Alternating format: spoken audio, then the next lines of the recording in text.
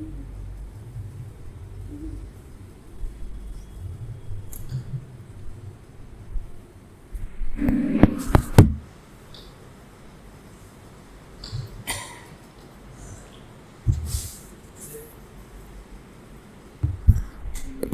لله رب العالمين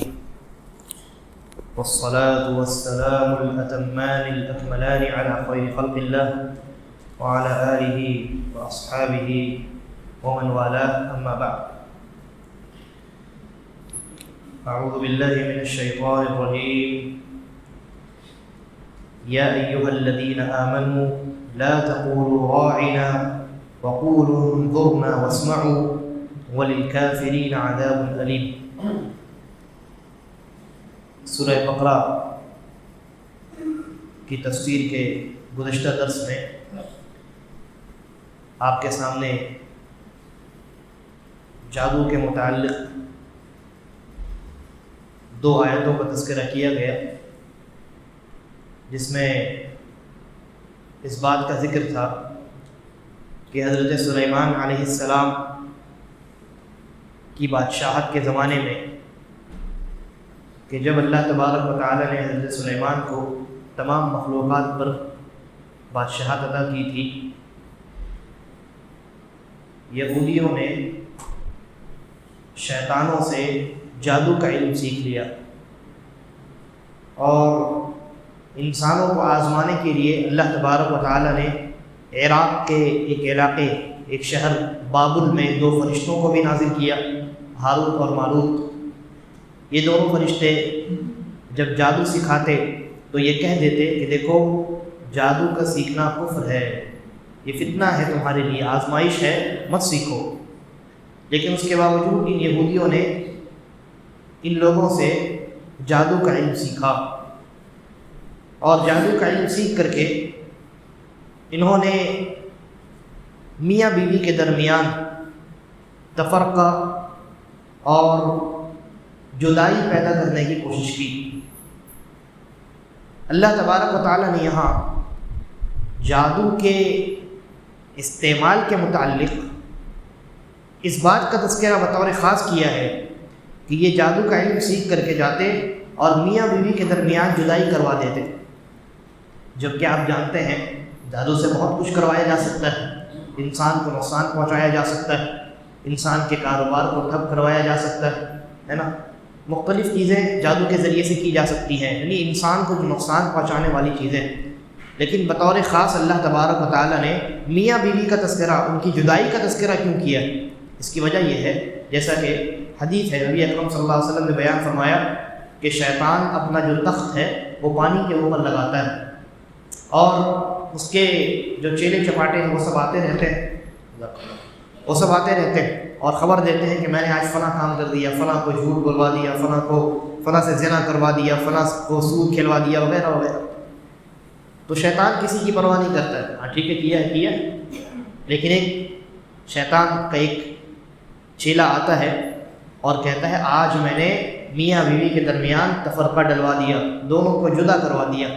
دونوں کے درمیان جو اتفاق تھا، جو محبت تھی، اس کو نفرت میں میں نے تبدیل کروا دیا۔ تو شیطان بڑا خوش ہوتا ہے اور بڑی تعریف کرتا ہے، کہتا ہے نعم انت، ہاں تم نے بڑا کام کیا۔ شیطان کو میاں بیوی کے درمیان اللہ رب العالمین نے جو محبت رکھی ہے، اس محبت سے بہت نفرت ہے۔ چنانچہ اور آپ دیکھیں گے، جیسا کہ میں نے تذکرہ بھی کیا تھا، کہ جادو کا جو سب سے زیادہ استعمال کیا جاتا ہے وہ میاں بیوی کے درمیان جدائی کروانے ہی میں کیا جاتا ہے، یا تو جدائی کروانے میں کیا جاتا ہے یا زبردستی دونوں کے درمیان محبت پیدا کرنے میں کیا جاتا ہے۔ اور بعض علماء نے تذکرہ بھی کیا ہے کہ کبھی کبھی جادو کی وجہ سے ایک بیوی یا شوہر، عام طور سے خواتین کے اندر یہ بیماری پائی جاتی کہ وہ شوہر کو قابو میں کرنے کے لیے جادو کرتی، اور اس کی وجہ سے ہوتا یہ ہے کہ جو مرد ہے وہ جادو کے اثر میں اس قدر مبتلا ہو جاتا ہے کہ اگر ایک لمحے کے لیے بھی اس کی بیوی اس کی آنکھوں سے دور ہوتی ہے تو وہ پاگل ہو جاتا ہے، کبھی کبھی اس کا انتقال بھی ہو جاتا ہے، وفات پا جاتا ہے بیچارہ۔ بہرحال تو یہ جادو کے نقصانات ہیں، لیکن اللہ نے کہا کہ جادو کے جتنے نقصانات ہیں وہ تمام بغیر اللہ کی مرضی کے نہیں پہنچ سکتے۔ تو اگر اللہ چاہے تو جادو کے سبب کو باقی رکھے، نقصان کے لیے اللہ نے جادو کو سبب بنایا ہے، اور اگر اللہ نہ چاہے تو جادو کے ہوتے ہوئے کسی انسان کو کوئی نقصان نہیں پہنچ سکتا ہے۔ تو انسان کا اعتماد، انسان کا توکل اور بھروسہ کس پر ہونا چاہیے؟ اللہ تبارک و تعالیٰ پر ہونا چاہیے۔ اور صبح شام میں اللہ کے نبی صلی اللہ علیہ وسلم نے بہت ساری ایسی دعائیں، ایسے اذکار بتلائے ہیں جن کا اہتمام اگر کوئی انسان کر لے تو کسی جادو کا اثر اس انسان کے اوپر نہیں ہوگا۔ اس کے بعد اللہ تبارک و تعالیٰ نے ارشاد فرمایا، یا ایھا الذین آمنوا، اے ایمان والو، لا تقولوا راعنا، یہ نہ کہو، یہ لفظ استعمال نہ کرو کہ یا رسول اللہ راعنا، اے اللہ کے رسول ہماری طرف متوجہ ہو جائیے، ہمارا خیال کیجیے۔ یہ لفظ جو ہے نا راعنا، عربی زبان میں اس کا معنی ہوتا ہے ہمارا خیال کیجیے، ہماری عنایت آپ کہتے ہیں نا، عنایت، آپ کی عنایت کا بہت شکریہ استعمال کرتے ہیں ہم لوگ، تو یہ اسی طرح کا لفظ ہے راعنا، یعنی آپ ہماری طرف توجہ دیجیے، ہماری بات سنیے۔ تو صحابہ کرام جب نبی اکرم صلی اللہ علیہ وسلم کی توجہ اپنی جانب مبذول کروانا چاہتے تو یہ لفظ استعمال کرتے تھے، یا رسول اللہ راعنا، اے اللہ کے رسول ہماری بات سن لیجیے، ہمارے مسئلے پر توجہ دیجیے۔ تو یہ اس میں کوئی حرج کی بات نہیں تھی، لیکن یہودیوں نے اس لفظ کا دوسرا غلط استعمال کرنا شروع کیا، اس لیے کہ یہ جو لفظ ہے راعنا، اس کے دو معنی بنتے ہیں۔ ایک معنی تو یہ ہے کہ ہماری طرف توجہ دیجیے، ہماری بات سنیے، اور ایک دوسرا معنی جو ہے، دوسرا معنی یہ ہے، دوسرا معنی احمق ہے، بے وقوف ہے۔ یعنی اگر آپ کہیں راعنا تو اس کا مطلب یہ ہوگا کہ اے ہمارے بے وقوف آدمی، جبکہ صحابہ کرام جب اس لفظ کا استعمال کرتے تھے تو وہ دوسرے معنی میں استعمال کرتے تھے۔ یہودیوں نے اس موقع کا فائدہ اٹھایا۔ ہر زبان میں بعض ایسے الفاظ ہوتے ہیں جس کے ایک سے زائد معنی ہوتے ہیں، تو یہ لفظ بھی انہی معانی میں سے، انہی الفاظ میں سے یہ لفظ بھی، اس کے کئی معنی ہیں، دو معنی۔ تو نبی اکرم صلی اللہ علیہ وسلم کے لیے صحابہ جب استعمال کرتے تھے تو ہماری طرف توجہ دیجیے، ہمارے مسئلے پر غور کیجیے، اس معنی میں استعمال کرتے تھے۔ یہودیوں کو موقع مل گیا، چنانچہ انہوں نے یہی لفظ استعمال کرنا شروع کیا، لیکن دوسرا معنی مراد دیا۔ نبی اکرم صلی اللہ علیہ وسلم کی تحقیر اور آپ کی شان میں گستاخی کرنے کے لیے انہوں نے راعنا سے بے وقوف آدمی مراد لینا شروع کر دیا۔ تو قرآن میں اللہ رب العالمین نے آیت نازل فرما دی، ظاہری الفاظ کا استعمال صحابہ کرام بھی کر رہے ہیں، یہودی بھی کر رہے ہیں، لیکن صحابہ کرام کے دل میں اس کا کیا معنی مراد ہے اور یہودی اس سے کیا معنی مراد لے رہے ہیں، اللہ رب العالمین تو ہر انسان کے دل کے اندر تمام خیالات سے واقف ہے۔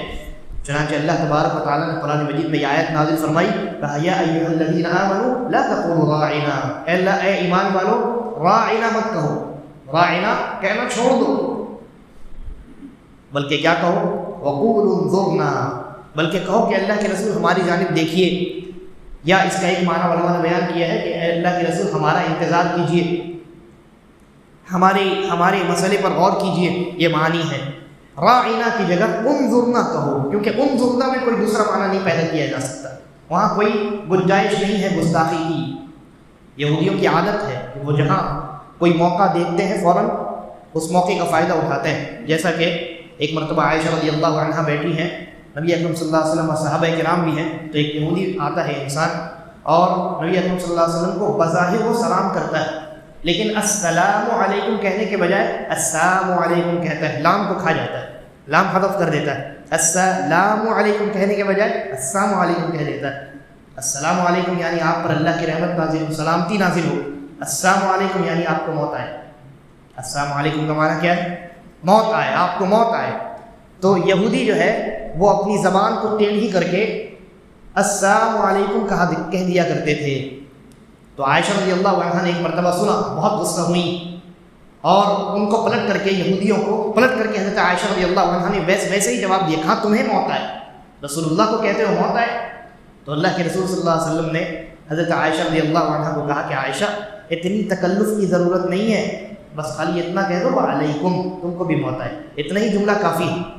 اتنا ہی جملہ کافی۔ تو یہودیوں کی عادت ہے کہ وہ نبی اکرم صلی اللہ علیہ وسلم اور مسلمانوں کی تحقیر اور ان کو ذلیل کرنے کا کوئی موقع ہاتھ سے جانے نہیں دیتے۔ اللہ رب العالمین نے یہ موقع، اللہ رب العالمین نے ان کی اس حرکت کو جان لیا اور قرآن میں آیت نازل فرما دی کہ اے ایمان والو اس لفظ کو چھوڑ دو، راعنا مت کہو یا رسول اللہ انظرنا، اے اللہ کے رسول ہماری جانب دیکھیے، کیونکہ اس میں کوئی دوسرا معنی نہیں، واسمعوا، اور رسول اللہ صلی اللہ علیہ وسلم جو کہیں انہیں بغور سنو، وللکافرین عذاب علیم، اور جو کافر لوگ ہیں، یہ یہودی ہیں، یہ جو کوئی بھی ہے، ان کے لیے اللہ نے بڑا دردناک عذاب تیار کر رکھا ہے۔ اس کے بعد کہا ما یود الذین کفروا من اہل الکتاب ولا المشرکین ان ینزل علیکم من خیر من ربکم، کہا کہ جو کفار ہیں یہودیوں میں سے یا نصرانیوں میں سے اور جو مشرکین ہیں، یہودی اور نصرانی یہ دونوں کے دونوں کافر ہیں، باوجود اس کے کہ یہ اللہ رب العالمین کو خالق اور مالک مانتے ہیں، اور مشرکین بھی کافر ہیں اور مشرک بھی ہیں، باوجود اس کے کہ وہ اللہ رب العالمین کو خالق اور مالک مانتے ہیں، تو اللہ نے کہا جو کافر لوگ ہیں یہودیوں اور نصرانیوں میں سے اہل کتاب اور جو مشرکین ہیں، وہ ہرگز یہ نہیں چاہیں گے ان ینزل علیکم من خیر من ربکم، کہ تمہارے اوپر اے مسلمانوں اللہ کی جانب سے، تمہارے رب کی جانب سے کوئی خیر نازل ہو، کوئی بھلائی نازل ہو، ہرگز ان کی یہ خواہش نہیں۔ اور اللہ نے یہ یہاں جو لفظ استعمال کیا ہے، یہ نہیں کہا کہ وہ نہیں چاہتے ہیں، وہ نہیں چاہیں، یہ لفظ استعمال نہیں کیا کہ انہوں نے نہیں چاہا، بلکہ لفظ استعمال کیا وہ نہیں چاہتے ہیں، یعنی نہ اس زمانے میں چاہتے تھے اور نہ بعد میں آنے والے زمانوں میں چاہیں گے کبھی، ہرگز نہیں۔ یہودی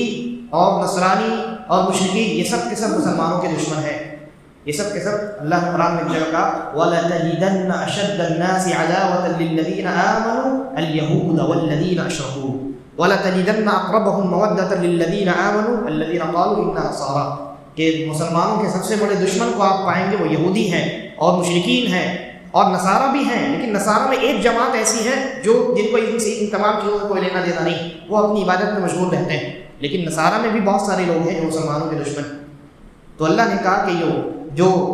اہل کتاب ہیں، اہل کتاب میں سے جو کفار ہیں اور جو مشرکین ہیں، وہ نہیں چاہتے ہیں کہ آپ کے اوپر آپ کے رب کی جانب سے، اے مسلمانوں تمہارے اوپر تمہارے رب کی جانب سے کوئی خیر اور کوئی بھلائی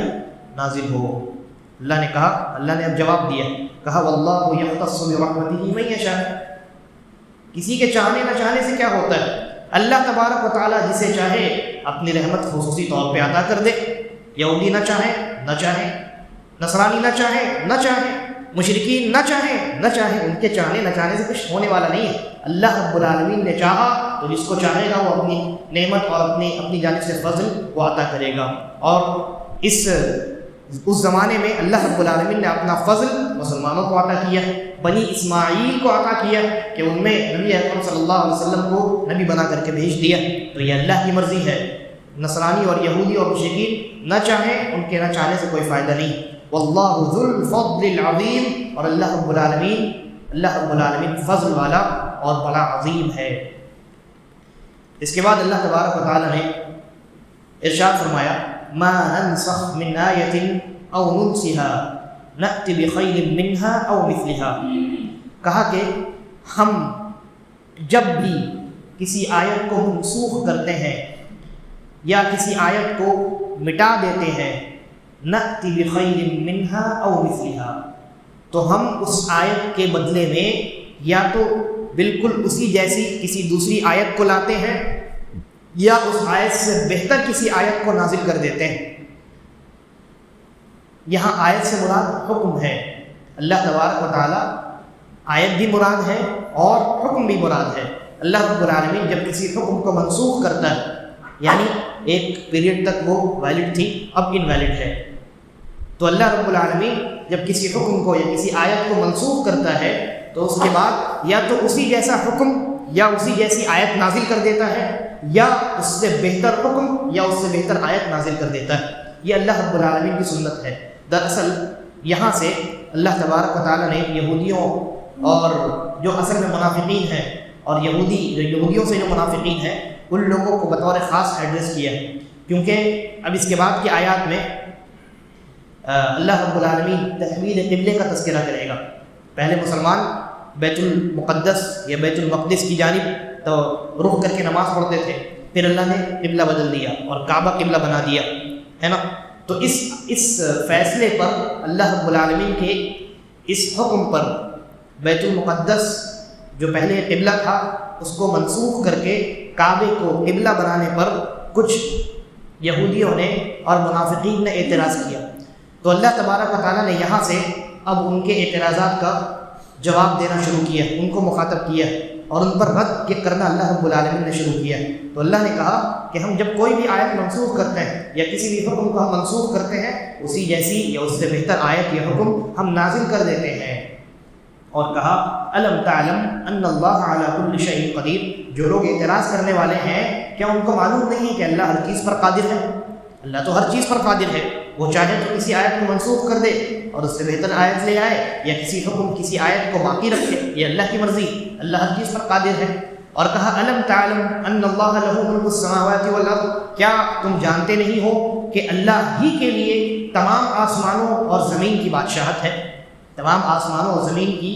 بادشاہت کس کے ہاتھ میں ہے؟ کون ان تمام چیزوں کا مالک ہے؟ اللہ ہے.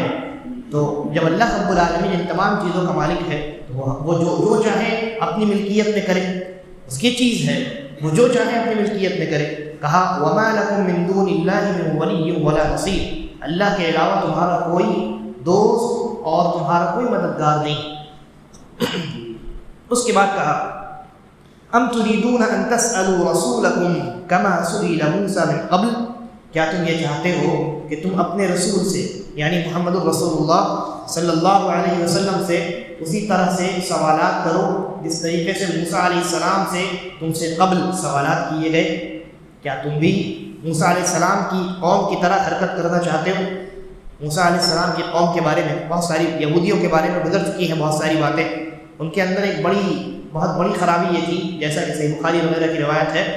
اللہ کے نبی صلی اللہ علیہ وسلم نے فرمایا کہ تم سے پہلے جو لوگ تھے وہ کثرت سوالات کی وجہ سے ہلاک کر دیے گئے، فالتو کے سوالات کرتے تھے. وہ اللہ نے حکم دیا نا گائے ذبح کرو، کیسی گائے ہے، کیا رنگ ہے، کہاں ملے گی نہیں ملے گی، اتنے سارے ڈھیر سارے سوالات. اللہ نے حکم دیا تھا گائے ذبح کرو، کر دینا چاہیے تھا. تو یہ یہودیوں کی ایک بڑی بری خصلت ہے، بری عادت ہے کہ بیکار کے سوالات کرتے ہیں. وہ بیکار کے سوالات نبی کو پریشان کرنے کے لیے، رسول کو پریشان کرنے کے لیے وہ سوالات کرتے ہیں.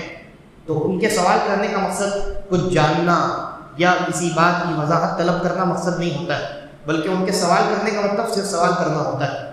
کہ بس پریشان کیا جائے اور سرکشی کی جائے. تو اللہ رب العالمین نے کہا جس طریقے سے موسیٰ علیہ السلام کی قوم سے موسیٰ علیہ السلام سے ان کی قوم نے سوالات پر سوالات کیے، تم بھی ویسے ہی حرکت کرنا چاہتے ہو؟ اگر ویسا کرو گے جس طریقے سے وہ ہلاک ہو گئے تم بھی ہلاک ہو جاؤ. اس لیے ایک حدیث ہے نبی اکرم صلی اللہ علیہ وسلم نے فرمایا کہ وہ انسان بہت بڑا مجرم، سب سے بڑا مجرم ہے وہ انسان کہ جس کے سوال کرنے کی وجہ سے کسی جائز اور حلال چیز کو حرام کر دیا جائے. اس زمانے کی بات ہو رہی ہے، نبی اکرم صلی اللہ علیہ وسلم کے زمانے کی بات ہو رہی ہے، وحی نازل ہو رہی تھی. تو نبی اکرم صلی اللہ علیہ وسلم نے فرمایا کہ تم میں سے وہ انسان جو سوال کرے اور سوال کرنے کی وجہ سے ایک چیز حلال تھی اللہ اس کو حرام کر دے، تو یہ حرام کرنے کا جو عمل ہے اس انسان کی وجہ سے ہوا ہے. اسے ایسا سوال کرنا ہی نہیں چاہیے تھا. کیوں نہیں کرنا چاہیے تھا؟ اس لیے کہ اللہ رب العالمین کو ہر چیز کا علم ہے اور وحی کا سلسلہ جاری ہے. اس کے باوجود کوئی انسان یہ محسوس کرے کہ نہیں ابھی یہ سوال یا اس معاملے کے متعلق وضاحت چاہیے، یہ در حقیقت اللہ رب العالمین کے علم پر اور اللہ رب العالمین کی حکمت پر ایمان ناقص کی دلیل ہوتی. اسی لیے نبی اکرم صلی اللہ علیہ وسلم نے سوال کرنے سے منع کیا. جس چیز کو شریعت نے جس چیز کے بارے میں کچھ نہیں کہا ہے وہ چیز حلال ہے، کھانے پینے کے معاملات میں یا دیگر معاملات میں عبادت چھوڑ کر کے عبادت میں اصل یہ ہے کہ وہ تمام چیزیں، ہر عمل عبادت نہیں ہے سوائے ان اعمال کے جن کو شریعت نے عبادت کہا ہے. لیکن اس کے علاوہ جتنی چیزیں ہیں، چاہے وہ خرید و فروخت کے معاملات ہوں یا کھانے پینے کی چیزیں ہیں، ہے نا، وہ تمام چیزیں جن کے بارے میں شریعت نے کچھ نہیں کہا ہے اور اس میں کوئی شرعی قباحت نہیں، حلال ہے. تو اللہ کے نبی صلی اللہ علیہ وسلم نے خود اپنے زمانے میں بھی بیکار کے سوالات کرنے سے منع کیا. تو اللہ نے کہا کہ کیا تم یہ چاہتے ہو کہ اپنے رسول سے تم سوال کرو اس طریقے سے موسیٰ علیہ السلام سے سوال کیا گیا. اور اللہ نے کہا وَمَن يَتَبَدَّلِ الْكُفْرَ بِالْإِيمَانِ فَقَدْ ضَلَّ سَوَاءَ السَّبِيلِ، کہ جو ایمان بدل کر کے کفر کو اپنا لیتا ہے در حقیقت وہ انسان گمراہ ہو چکا ہے، وہ انسان گمراہ ہو چکا ہے۔ ایمان کو بیچ کر کے جس نے کفر کو اختیار کر لیا وہ انسان کامیاب ہونے والا نہیں۔ اس کے بعد اللہ رب العالمین نے فرمایا وَدَّ كَثِيرٌ مِّنْ أَهْلِ الْكِتَابِ لَوْ يَرُدُّونَكُم مِّن بَعْدِ إِيمَانِكُمْ كُفَّارًا، کہ بہت سارے یہودی اور نصرانی، اہل کتاب یعنی یہودی اور نصرانی ایسے ہیں جو یہ چاہتے ہیں، ان کی یہ خواہش ہے کہ وہ تمہیں ایمان لانے کے بعد کافر میں کنورٹ کر دیں۔ تم نے ایمان قبول کر لیا ہے، وہ چاہتے ہیں کہ تمہیں دوبارہ کافر بنا دیں۔ وجہ کیا ہے؟ وجہ یہ ہے حسدا من عند انفسهم من بعد ما تبین لهم الحق، حق کے واضح ہو جانے کے بعد صرف حسد کی بنیاد پر، کیونکہ یہودی اور نصرانی دونوں جانتے ہیں کہ اللہ کے رسول حق ہیں، جو لے کر کے آئے ہیں قرآن مجید وہ بھی حق ہے، مسلمان حق پر عمل کر رہے ہیں، جانتے ہیں، لیکن اس کے باوجود وہ چاہتے ہیں کہ مسلمان حق کو چھوڑ کر کے کافر بن جائیں ہماری طرح، حسد کی بنیاد پر۔ کون سی حسد؟ نبی اکرم صلی اللہ علیہ وسلم ان کی نسل میں نہیں آئے، بنی اسحاق میں نہیں آئے، بنی اسماعیل میں آ گئے، تو ان کے دلوں کے اندر جلن ہے، حسد ہے نبی اکرم صلی اللہ علیہ وسلم سے بھی اور مسلمانوں سے بھی۔ تو وہ چاہتے ہیں کہ مسلمانوں کے پاس جو خیر و بھلائی ایمان کی شکل میں ہے، توحید کی شکل میں ہے، وہ ختم ہو جائے، وہ بھی ہماری طرح کفار ہو جائیں۔ یہ ان کی خواہش ہے اور ہمیشہ خواہش رہے گی۔ اللہ نے کہا فَاعْفُوا وَاصْفَحُوا حَتَّى يَأْتِيَ اللَّهُ بِأَمْرِهِ، تم لوگ معاف کر دو، درگزر کر دو، یہاں تک کہ اللہ کا کوئی فیصلہ آ جائے، اور اللہ کے فیصلے سے مراد جہاد کا حکم آ جائے۔ پھر جب جہاد کا حکم آ جائے تو مسلمان ان یہودیوں اور مشرکین کے خلاف جنگ کریں گے۔ اللہ رب العالمین نے یہ جو دو لفظ استعمال کیا ہے فَاعْفُوا وَاصْفَحُوا، کہ معاف کر دو اور درگزر کر دو، دو الگ الگ الفاظ ہیں اور دونوں کے معنی بھی الگ الگ ہیں۔ فَاعْفُوا یعنی معاف کر دو، معاف کرنے کا معنی کیا ہے؟ کہ آپ نے کسی انسان کی غلطی کو جان لیا، جاننے کے بعد اس سے کہا کہ ٹھیک ہے بھائی میں نے تم کو معاف کر دیا، تمہاری اس غلطی پر میں تم سے بدلہ نہیں لوں گا، تم نے مجھے جو تکلیف پہنچائی ہے میں تم سے بدلہ نہیں لوں گا، یہ ہے معاف کرنا۔ لیکن دوسرا لفظ جو استعمال کیا گیا وَاصْفَحُوا، درگزر کر دو، اس کا عربی لغت میں جو معنی ہوتا ہے وہ یہ ہوتا ہے کہ انسان، جس انسان نے اس کو تکلیف پہنچائی ہے، اس کے حق میں جس نے ظلم کیا ہے، اس انسان کو، اس انسان کے سامنے اس کی غلطی کا تذکرہ ہی نہ کرے، بلکہ اعراض کرے، اگنور کرے، اس سے بات ہی نہ کرے اور معاف بھی کر دے۔ ٹھیک ہے، درگزر کا معنی کیا ہوا؟ کسی انسان نے، مان لیجیے کہ آپ نے کسی سے، آپ سے کسی نے قرض لیا اور قرض لے کر کے اب وہ لوٹانا نہیں چاہتا ہے، نیت بدل گئی، خراب ہو گئی نیت، تو معاف کرنے کا مطلب تو یہ ہے کہ آپ مطالبہ کریں، سامنے والا میں نہیں دوں گا، نہیں دو گے ٹھیک ہے میں نے معاف کر دیا۔ لیکن درگزر کرنے کا مطلب یہ ہے کہ آپ کو جب معلوم ہوا کہ وہ انسان اب دینے والا نہیں، تو آپ نے اس کو کچھ کہا بھی نہیں اور معاف بھی کر دیا، دونوں کام کیے۔ آپ نے اس کو کچھ کہا بھی نہیں، اس کی غلطی کا اس کا احساس بھی نہیں دلایا، مطلب اس کو ملامت بھی نہیں کیا کہ ٹھیک ہے تم نے غلط کام کیا لیکن چلو میں کشادہ دلی کا مظاہرہ کرتا ہوں، معاف کر دیتا ہوں، یہ بھی نہیں کیا آپ نے۔ آپ نے بغیر اس کے کچھ کہے آپ نے سیدھا سیدھی اس کو معاف کر دیا، تو یہ زیادہ افضل چیز ہے، یہ زیادہ افضل طریقہ ہے۔ اس کے بعد اللہ نے کہا ان اللہ علی کل شیء قدیر، کہ اللہ تبارک و تعالی ہر چیز پر قادر ہے۔ اس کے بعد پھر نماز اور زکوٰۃ کا تذکرہ ہے، اور پھر یہودیوں اور نصرانیوں کی بعض سرکشیوں کا اللہ تبارک و تعالیٰ نے تذکرہ کیا ہے، اور ان کے بعض دعووں کا تذکرہ کیا ہے۔ وہ کہتے ہیں کہ